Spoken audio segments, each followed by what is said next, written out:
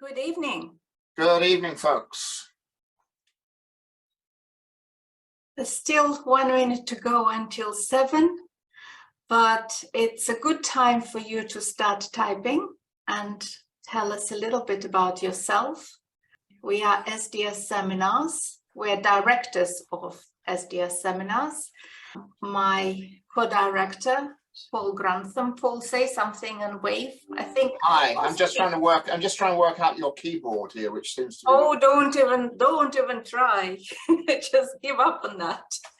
And I am Dr. Julia Budnik, and we are doing this absolutely free SDS Thursdays for all the practitioners who work in psychological therapies, talking therapies, whichever way you like to call yourself, counselors, psychotherapists, psychologists, clinical psychologists, people who are helping people to deal with their problems. And as always, I will ask you to let us know whereabout in the world are you and what settings you're working in. And very importantly for me today is to know whether you've done the exhaustion funnel exercise with me, because I think we've done it in December, about a month ago, because I will be mentioning it at some points. So it would be useful to know whether you've been to that one. While we're still gathering, I just wanted to share my screen with you and bring you to SDS website. You can just type the name of the website. It's skillsdevelopment.co.uk. You can find us very easily on Google by searching for SDS Seminars. Or if you're watching us on YouTube, you're also very welcome. And I will put the QR code, which you can just scan with your phone and come to our website. And I'm bringing you here because I wanted to mention 2 courses which we will be running in January. One of them is tomorrow, and it's me as well running the course on adolescent brain. I think it'll be interesting. So if you have 2 hours tomorrow between 12 and 2, probably consider joining us for that course. It is the final module of the BPS approved certificate in working with adolescents, which covered all sorts of adolescent problems. And this is the final module. But if you haven't done the others, you can start with it tomorrow. And then all the other modules are now available as recordings. So you can do the whole certificate, starting with the course, which we, for some strange reason, we put it last. Maybe we should have put it first, but we are finishing with that course, but you can start with it. So it's tomorrow on Friday between 12 and 2. And then on the 24th of January, Paul is running a 2-day course, not 2-hour, 2-day course on procrastination. It's on the program which he's developed. It's called I Want to Stop Procrastinating Now. We still have a couple of places available. And today's exercise, I actually will refer to procrastination course, because today's exercise should be very helpful in determining what areas to focus on in terms of procrastination. Because although it sounds slightly counterintuitive, sometimes we are not even aware what we are procrastinating about. So these 2 courses were running in January, and I wanted to mention them because they are linked to today's presentation. Because one of them is run by myself tomorrow, and then another one is linked to the course, to the exercise, which we are going to be doing today. Okay, today we will be doing an exercise which I personally think I've developed myself, but why I'm not claiming it like 100%, because it actually started with a conversation with a colleague many, many years ago when I was just starting working in the health service. And we were talking about various things and how we're busy and so on and so on. And she asked me a question: would you be doing all the same things if you knew you only had 1 year to live? And it was staggering. The effect of that question on me was quite profound, because I started thinking about it. I started writing lists, what I would have wanted to do if I knew I only had 1 year to live, and so on. And then gradually I developed it into this 3 lists exercise. So I'm not 100% sure whether it already exists. I've never done a search in terms of scientific literature, but in that respect, I feel I've developed it myself because I've been working with it for many years. And Paul will agree with me that both Paul and I periodically do that exercise, and we find our lists all around the house from time to time. And it's actually fascinating to see what we were writing on these lists, say 20 years ago, 15 years ago, 10 years ago, and what of these things we've managed to achieve, and what things are still outstanding on this list. So it's a little bit of a background to that. And this exercise also really helped me, particularly at one point in time, because if you look at Paul's screen, Paul, if you say something so people can see you. Hi. Yeah, but to say, yeah, so you're highlighted there. And you can see the book, A Mole Like No Other. It's a children's book which I wrote during the pandemic. But you'll be interested to know that it's actually been on my list before I wrote it for 8 years. I was saying that I want to finish my book, I want to write my book, I want to publish my book, I want to do Moli, and it was always something what was on the list. And even on the list, on the last list, which we'll be talking about, but only during the pandemic, I finally realized that the situation is actually such that I need to finish it. And it moved very quickly from my last list to the list of my priorities.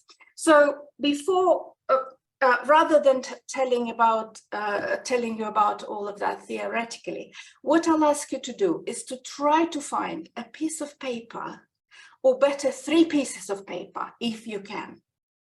If you can't, just one, you can divide it into sections. But even better, 3 pieces of paper and something to write with. Pen, pencil, doesn't matter. I'll give you a moment.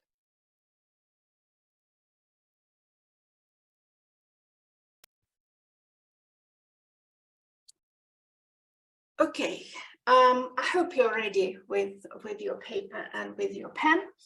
And we've decided to do this exercise this week before Paul starts on I Want to Stop Procrastinating Now course, because we figured out that it can be very useful for those who want to work with procrastination, because we've running Paul's course, we figured out that very often people don't even know what they procrastinate about. They know they procrastinate. They know they're not doing things which they would have liked to do, but it has become such a habitual thing to do that sometimes they're not even aware of the main priorities in their lives, which they procrastinate about.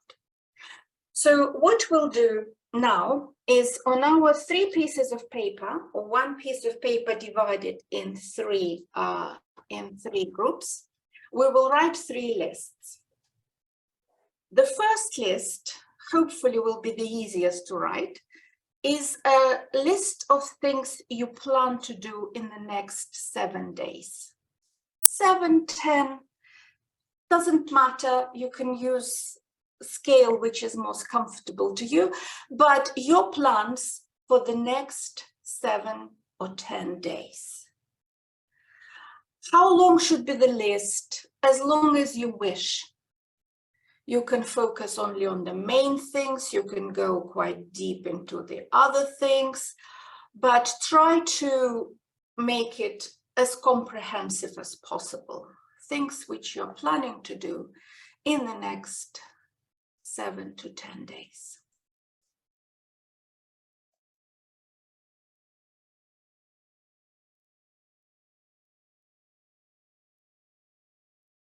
If you've been to our exercise on exhaustion funnel, you might remember we started also with a list of things which we're doing routinely. That's where these things are linked, and you can actually do both on your first list. For the list for the next 10 or 7 days, you can actually then move into exhaustion funnel as well. So that's quite useful. Or you can use exhaustion funnel list as the first list for this exercise. Okay. Okay, well, you got the idea, yeah? So that's your first list, what you're planning to do in the next 7 to 10 days. Now move to the next, ideally to the next sheet of paper, and this will be your second list. And the second list is, where do you see yourself ideally in 5 years' time?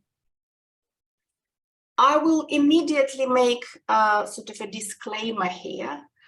If you're doing it with the client, obviously adjust the time scale to the realistic time scale you can expect with your client. Because I was doing it with quite a big group. I didn't know what age people were there. And some people say, well, I don't see myself alive in 5 years' time. What do I do then? Obviously adjust it. Yeah, you need to be realistic. Or some people saying this sort of things when they have no reasons to say them. So maybe the first thing in 5 years' time, they should see themselves as alive. But anyway, so 5 years' time, where do you see yourself? What you see yourself doing? Do you have particular dreams or ambitions which you would like to achieve? Finishing particular courses, teaching something, having written a book, visiting places, going on the round the world trip, or seeing your children finishing school, whatever fits in that, paying off your mortgage, things which you hope to achieve in 5 years. If you're talking to somebody particularly young, you might extend it to 10 years because they might not see much difference, whatever, in their life in 5 years' time. So again, be flexible with this second one, be flexible.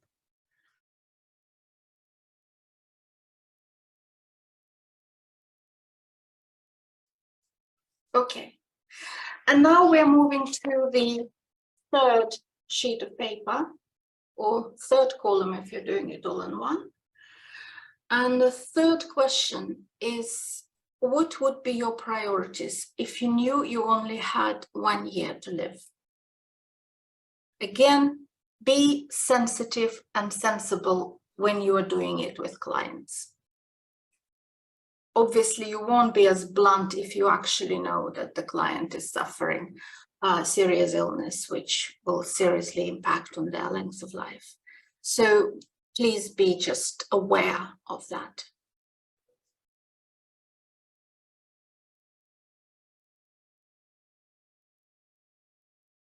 These 3 lists describe 3 major areas in your life, right? So the list 1 is your current situation. I don't think it requires saying anything more than that. List 2 is about your ambitions. And list 3 most associated with your values. So what do you do next? That's why I was saying that it's best to have this list written on 3 separate pieces of paper, because you put them next to each other and you try to compare. I would start it with comparing list 2 and list 3. Because we're talking about your values and your ambitions. And it's important to see whether some of your fundamental values, whether they are reflected in any shape or form in things which you want to achieve. Obviously, your motivation will be higher if list 2 and list 3 are in some way correlated. Don't forget that obviously working with values is a fundamental part of acceptance and commitment therapy. So that's another thing, another way you can use this exercise when you're working with ACT. So you compare list 2 and list 3, and you try to mark things which are on both lists. And obviously you pay attention to things which are not on one list or another. Then you compare list 1 and list 2. So you have ambitions and you have your current situation. Do you do anything within the next 7 or 10 days? Have you planned anything which helped you to achieve your ambitions? You're comparing now list 1 and list 2, and you ask yourself whether your current situation in any way helps you to move towards your dreams and your ambitions. Very often we will be discussing the outcomes, but very often what you notice, you're very, very busy. You have lots of plans for the next 10 days, but none of them move you towards the goals and ambitions that you have. Okay, so you compare list 1 and list 2. And finally, you compare list 3 and list 1. And you are checking whether things which are most important to you, your values, things which reflect your values, things which are most important to you, are reflected in any shape or form in your everyday life. Very often in list 3, you will notice things like, I'd spend more time with my family, with my children, with my grandchildren, with my parents, do this, do that, and none of it is happening currently in your current life. The idea with these 3 lists is mainly giving you some food for thought and trying to adjust your life in such a way that both your values and your dreams are somehow reflected in your current life. This was my situation with that book, which is behind Paul, A Mole Like No Other, because year after year, it was appearing on all of my 3 lists. That was a clear classic procrastination, because I was finding lots and lots of reasons, mainly not being confident, not to finish the book. The book was mainly written. It was just doing this last push and putting it out, publishing it. So when the situation with COVID occurred, I knew that list 3 suddenly became quite pressing, because you never know. COVID was very serious, especially in the beginning when it just started. So the situation on list 3 could have become real any moment. And that was the push which made me finish that book. I know it's quite a trivial example, but I know for certain that that book was on my list, on all 3 lists, year after year, and I procrastinated over it. So I'm adding here that you can do the exhaustion funnel exercise on list 1 before or after this exercise, because because list 3 reflects the values and list 2 reflects the dreams and ambitions, you can also do the exhaustion funnel with list 1 and see that probably things which are most nourishing for you are things which appear on list 2 and list 3. And things which are most depleting are those things which don't appear on the other 2 lists. If you haven't done the exhaustion funnel exercise with us, it is free on our YouTube channel. And at the end, I'll show you the link on how to find it. How to use this exercise. As I've already mentioned, change the time scale according to the client's circumstances, combine this exercise with exhaustion funnel, create targeted behavioral activation. So not just behavioral activation, but behavioral activation around list 2 and list 3, in incorporating into clients' life their ambitions and their values. And work with procrastination, either buy Paul's book, I Want to Stop Procrastinating Now, or come to his course next week, because it really, really works. And when to do this exercise? Well, first of all, I would say do it yourself. Even before you do it with your clients, do it with yourself, do it with your family, do it with your children, because it is actually real fun and it does give you a very interesting perspective on your own life. Every time when you feel stuck, because very possibly you are suddenly doing things which are not meeting either your ambitions or your values. When you start feeling down, similar situation. When you start feeling like running the rat race, when you can't decide on the way forward, when you need reassurance that you are actually moving in the right direction, because it's not always negative. What we find in this exercise, very often we find that actually we're doing all these things which we are doing and so busy with because of our goals and dreams and because of our values. So very often it can be a reassuring outcome rather than upsetting or disturbing. And next steps, Paul's course next week. We'll be doing the vicious flower exercise, which sort of builds on all of this, as a free Thursday on the 23rd of March. Or come to my course tomorrow if you want, if you just want to work with me a little more.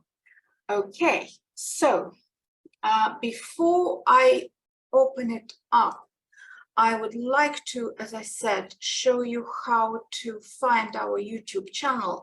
Right, so there's 2 ways you can watch the exhaustion funnel. Either you go back on our website, skillsdevelopment.co.uk, you click on SDS Free Thursdays in the news items, and I've actually put that exercise there, so you can watch it on our website. Alternatively, you can, from our website, click on YouTube icon. Anyway, this is a YouTube channel. It's SDS Psychotherapy Training. And you see all our SDS Thursdays there, absolutely free. So if you're new and want to catch up with some of the topics we've covered, then you can go there and watch it. Okay, so an exhaustion funnel is right there as well. Okay, so I'd be very interested to hear your feedback. You can put it in the chat box, and I'll start with Paul, just to sort of demonstrate what kind of outcome people can get from this exercise. And then you're very welcome to share your feedback with us yourself. Oh, God. So, Paul, please. Going to be too much information, I think. Well, be selective, yeah? Be sensible and selective. Okay. So a number of things struck me from this. One of the first things that came to mind, probably towards the end rather than in the middle of doing it, was how so much of my life is driven by the issue of urgency rather than importance. And I know that. Sorry, I didn't get it. Of what? So much of my life is driven by the issue of urgency rather than importance. And it reminded me again of that John Lennon quotation that, you know, life is something that happens while you're busy doing other things. And, you know, there's that particular element to it. On the plus side, I was rather surprised to see at least some connections between some of the things in column 1 and in column 3. I was expecting there to be nothing, but there were. But they stretched the imagination a little bit in terms of, you know, they weren't being done for that reason. It's just that they ended up having something of an effect.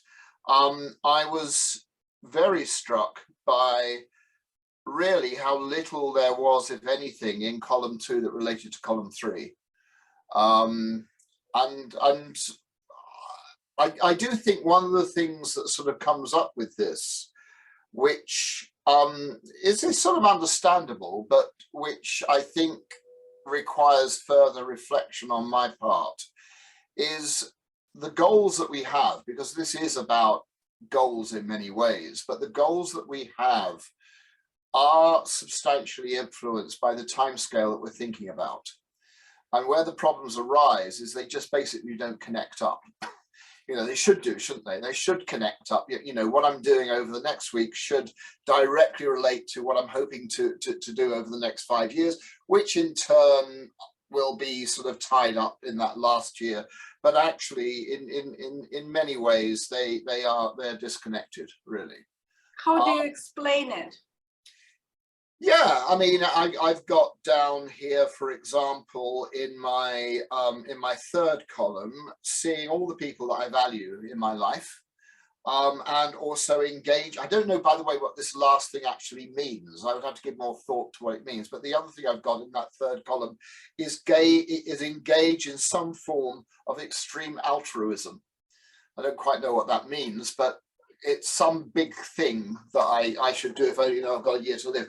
Neither of those things figure whatsoever in what I've got to do over the next 7 days. You know. Well, that's very interesting what you're saying, because on one hand, okay, maybe it's not figuring in your next 7 days, but from what I know of you, they figure, say, in your plans for the next year. Do they? Oh, you are connecting with many more friends from your youth, from yes, your I am. But days, from your university days. So I know you're doing it. Yeah, no, that is true. You're quite right. That is true. I've forgotten about that. So some of them, maybe I'm not as bad as I thought I was in connecting that stuff. Yeah, well, I think it's very important, this sort of thing. If you're working on the list with your client or with yourself, and something doesn't feature on your next 7 days list, obviously ask yourself, does it feature in my next 6 months list? Does it feature in my next 1 year list? Am I planning to do it at all in the next few days or in the next few months? And if I don't, maybe I need to do something about it. Yeah, no, I take that point. I mean, I think the other thing that comes up, which has probably come up for a lot of people, is that although it doesn't apply to everything I've got written down for the next 7 days, my goodness, there's a lot that is down in that next 7 days that bears no relationship at all to column 2 or column 3. In fact, you know, while I'm looking at it, I'm thinking to myself, why the hell am I doing it? Really? Because it actually doesn't connect up with anything longer term at all. And I think, you know, I think that whole issue of standing back and asking ourselves, you know, why do we do the things that we do? And I think that inevitably, coming back to the apt issue of values, I think it inevitably connects up as well with the whole concept of meaning. And what it is that we're doing has meaning and value. Because meaning, I don't want to go onto a rant about this, but meaning and value is incredibly important in terms of being motivational. Absolutely. You know? And basically, if we're not doing things that give us a sense of meaning and value, then it's much more difficult to be motivated to do them. Absolutely. Well, there's another point about this third list, yeah, and things which you mention on your third list. makes sense to bring them into your first and second list, because obviously none of us have a warning very often of that 1 year. So if there are things which you want to do, then maybe it means you need to start doing them now. Well, that's very interesting, because Dawn's gone and put into the chat box that basically a lot of her stuff in column 1 relates to other people, and stuff in column 2 and 3 relates to self, and maybe she needs to include more items in 2 and 3 in her column 1. So it's exactly what you yeah, say. that's an interesting point, Dawn. It's exactly that. Absolutely, absolutely. So it is. Sorry, I haven't had a chance to really look through all the messages. Jane says she's very pleased that I will continue as I'm living now. Well, you're probably a happy person. It's really good to hear. Yes. Thank you. Anybody wants to share with us your sort of revelations? I know it's a very personal exercise, so in that respect, I am not insisting upon you talking about it at all. Elizabeth, please. Thanks. You can hear me okay, yeah? Yep. Yes. Yeah. I was just in the middle of typing a comment, and it's just easier to say it. I love lists, and I use these a lot, particularly when I do some group work, to give people time to write lists and then to pick an item from their list that they're comfortable sharing. But it really struck me doing that exercise how valuable lists can be, particularly around list 2 for me. I hate those questions around where do you see yourself in 5 years' time? You know, when you're asked in an interview and you're expected to have an answer, and I absolutely hate them. But actually writing the list was really useful because it was a little bit of everything. It wasn't this big revelation answer. It was a little bit of, you know, a lot of continuing doing what I'm doing, maybe doing this a little bit differently, maybe doing something that I should be doing. And I was like, oh no, I can really see the value of that. And now I'm not so scared of that type of question and looking forward. Something else as well, if you don't mind me sharing, I did an exercise like this with practitioners last week. When I say like this, it was on lists, and it was to write a list of your highlights from the past year, and then a list of meaningful targets for the year ahead. But everyone in the group said they really struggled with the looking back one. And it's kind of a question. Like my instinct was, is that because we do so much less of that? It's almost that we haven't trained that giving ourselves credit for what we've already done, and, you know, appreciating what we've done rather than focusing on the things on our to-do list that we haven't done. And yeah. Is it a question? Yeah, like I'm wondering, is there any kind of research on that, or I think it's just my personal view. Paul will be probably more informed, but I think it's lack of practice, firstly and foremostly, because we are in most of our self-reflections, we are going over things which we've done wrong. It's not even like you go over some job done, you focus on things which you could have improved. And I think it's the more you do that sort of thing, the easier it will become. We feel embarrassed to praise ourselves for achievements, especially publicly. That's why probably this sort of thing with the list, like you said, HR questions, you know, when you are at the interview and they say, where do you see yourself in 5 years' time? You know what they expect to hear from you. You can't be really honest with them. So, and that's not comparable. You can't compare that situation with doing it just with yourself and a piece of paper, which is probably one of the best therapeutic tools we've got. So Yeah, Paul, do you Yeah, I mean, just to add a couple of things, I think two things that come to mind. The first one is that from an evolutionary perspective, we are much more primed to perceive threat, because basically perceiving threat keeps us alive. But what that tends to mean is that we have an inclination, and threats always to do with stuff in the future.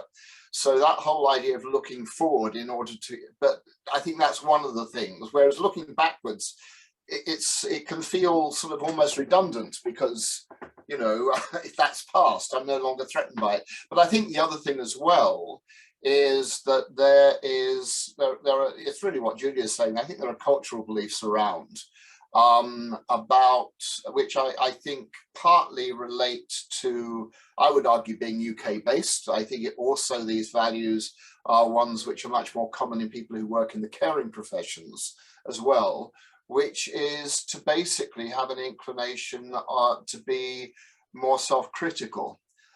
So the whole idea of looking at things that I'm proud of, that I've done well, and very interesting, I think I've always been strongly of the opinion that there is easily as much to be learnt from what it is we've done well and how we might repeat it as there ever is in the mistakes we've made and what we can learn from them.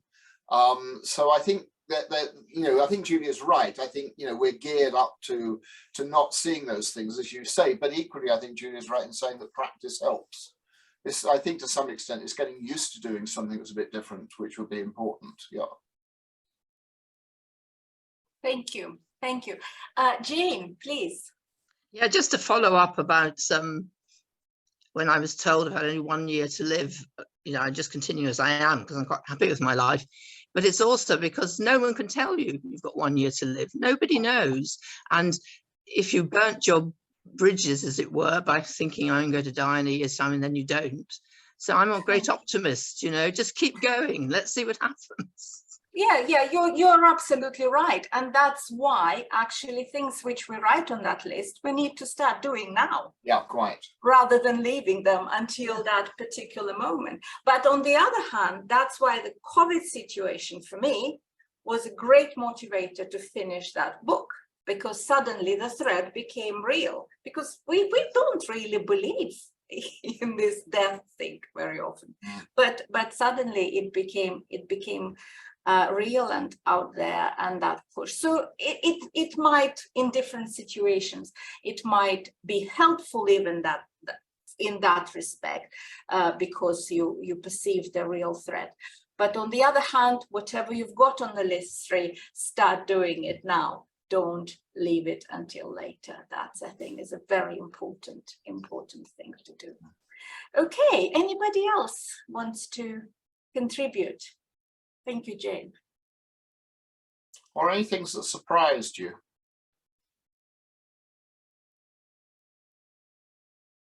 That's okay. That's okay. Marie, yes. Sorry, Mary. Mary, sorry. Hi, sorry. Oh, hi, Mary. Yeah. Hello, hi. Yeah, I did put the question in the chat, but yeah, I found list 2 and list 3 difficult. I'm like somebody else said previously, it's not something that comes very easily to me. I wonder if you have any tips on how to approach that. The 5-year, you know, what do I want to do in 5 years? I'm not somebody that's ever finds it easy to think in that way. So I think if you're doing it yourself and you find it difficult, ask yourself not so sort of far away question. Ask yourself what I would like to do in a year time.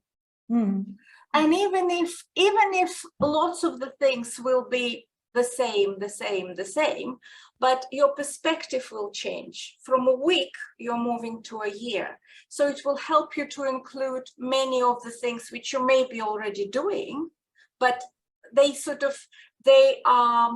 they're bigger in your life, they're more fundamental. So for example, in the next 7 days, there might be things like work, homework, housework, and so on and so on. But in a year time, you maybe will include, I don't know, seeing a particular friend, seeing a particular relative, traveling to a particular place. So you will have a bigger perspective. So start with a shorter period of time. Okay. Because there are people who have difficulties imagining themselves in 5 years' time. I'm one of them. Paul has no problems imagining himself in 10 years' time or so. But for me, it also took practice. Yeah. So some of the things you may be planning, I don't know, maybe you're planning to start some particular course which you want to finish, and you finish it in a year time. Well, include it. So I see myself as a practitioner who practices this, but you will finish it in a year time. So try to play with the scale. Yeah. It's interesting because so many of the messages we get these days are about being mindful and living in the moment and appreciating where we are, and not wanting and kind of this grabbing notion of this is what I want in a year's time. And so that's a thing for me, is that I've really practiced trying to appreciate where I am and what I have at the moment, and to enjoy what I have and what I'm doing right now. So yeah, that's helpful. Well, that's very interesting, because you can put on your list living mindfully. That's how you view yourself in 5 years' time, living mindfully, paying attention to every moment, enjoy. You can put those things. There's no controversy there, but no contradiction. You can do that in 5 years' time. You can master it. You can become a real master of the craft. So just let yourself be free in what you plan to do. There's nothing wrong with it. The other thing I would throw in here actually links in with a comment that Kathy's made in the chat box about being intentional is key. I guess anyone that's ever done any work with me will know how much I tend to emphasize the whole issue of selective attention and the impact that selective attention has, and what it is that we choose to selectively attend to. But without going into detail about it now, what we choose to selectively attend to tends to get bigger and amplify, and we do have a natural inclination to orientate towards it. So I think, if you naturally spend a lot of time reflecting on what you have done in the past, and particularly whether it's the right thing, then there is a great tendency for that to simply dominate our thinking. I suppose where I'm getting to is I would think that one of the things that would be helpful in terms of being able to address that question of 5 years or a year left to live is to simply spend time thinking about it. And I think it begins to flesh itself out, because, whether there is synergy or discrepancy between those things and what we're doing at the moment will become more self-evident, basically. And I think that will help to firm things up as well. That's right. Thank you. Thank you. I want to finish with the question from Ian. I think it's a brilliant question to finish this. And Ian asks, would you ever use this list retrospectively to see what you have achieved over the last 7 days or 1 year or 5 years? Yes. And that's why I say that we never really throw them. So they lie in all sorts of places, not all around the house, but in piles of paper. And when I sort it out, I find this list. And it's actually incredibly reassuring, because you pick up the list. Sometimes to achieve something took you longer than 5 years, but now 15 years down the line, you've done that, and you've done that, and you've achieved this. So yes, I would say write this list, don't throw them away, and periodically go over them, just to give yourself a pat on the back and say, oh, look, I've done this. I have new plans now, but I've achieved what I was planning 5, 10, 15 years ago. It's not about thing to do. And it's to what Elizabeth said about praising yourself and saying, I've done it. This lists really help with that, you know. I've So- certainly found, reflecting on the lists in the past, one of the other effects it's had for me is I would see what was in list 1 and I thought to myself, why the hell am I spending so much time doing this? And actually was quite helpful for dropping some of that stuff. So what's really interesting when you reflect back on it and look back over those lists, you could feel quite proud that you dropped stuff because you identified it and wondered why the hell you were doing it. Yes. And that's, I think, is another important part of the process in terms of helping to basically live a life which has more value and more meaning, really. Yes. Well, thank you very much. I will definitely read through all your comments because I always do. And thank you for so many comments in the chat box. And I don't think we have any more Thursdays this month, but we have Thursdays in February and then in March. And I hope to see you at our courses as well, because there's lots of stuff which is really interesting. Paul is going to do solution focused therapy live and motivational interviewing and positive psychology live. They are wonderful courses. I recommend them very much. So if you haven't done them before with Paul, I really would recommend to have a look, because they're fun, they lift your spirit, and they give you tools to work with your clients, which no other therapists enable you to do. So thank you very much. And as always, you can unmute yourself and say your goodbyes, and we'll see you maybe tomorrow even. Bye. Thank you. Take care, folks. Thank you. Bye. Bye-bye. After yourself. Bye. Take care. Bye. Take care. Bye. Thank you. Thank you. Bye-bye. Bye-bye. Take care. See you all. Bye. Bye. Take care. Bye-bye. Bye. Thank you. Bye.